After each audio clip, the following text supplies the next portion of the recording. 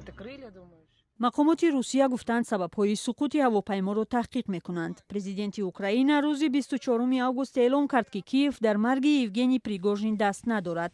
бархе аз коршиносон бар ин боваранд, ки сарнагун шудани ҳавопаймои Вагнер тасодуфӣ набуд. хадамоти махсуси амрико ва оҷансиҳои иктишофии аврупоӣ паём медиҳанд, ки зоҳиран ҳавопаймо бо мушак сарнагун шудааст. агар ба ин фарзия, ки мушакҳои Русия аз идора берун шуданд ё хатои фалокатборе шуд, бовар накунем, пас мешавад хулоса кард, ки ин як кори ҳадафмандона ва фармоишӣ буд.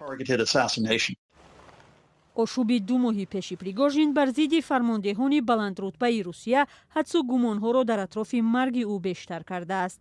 раҳбари Вагнер бо зархаридонаш рӯзи 23 июн исьёни кӯтоҳмуддате бардошта ба тарафи Москав ҳаракат карданд, аммо бо миёнҷигарии раҳбарони Беларус аз нима роҳ баргашта ба он кишвар рафтанд. Андрей Коробков, коршиноси масоили Русия, мегӯяд марги Пригожин пешгӯишаванда буд. Ровно 2 месяца с момента мятежа, начала мятежа. аз он ошуб расо 2 моҳ гузашт. ин бисёр рамзӣ аст. ман ва дигарон ҳам аз аввал мегуфтем, ки ба Пригожин раҳм намекунанд. ӯ қоидаи муҳимтарини Кремлро вайрон кард ва пешво содиқ набуд. ҳодисаи 2 моҳи пеш барои Путин бисёр хиҷолатовар буд. бинобар ин чунин поёнеро интизор доштан мумкин буд. И поэтому можно было ожидать. таҳлилгар Скотт Лукас мегӯяд, агар ҳавопайморо қасдан нобуд карда бошанд, пас ин як паёми Путин ба аъзои дигари ҳукумат аст. бо ин роҳ ӯ ба дигар намояндагони ҳукумати худ, низомиёну сиёсатмадорон ва дигар раҳбарон паём фиристод, ки агар аз пеши роҳи ман мегузаред ё эътироз мекунед, баҳои гарон пардохт хоҳед кард.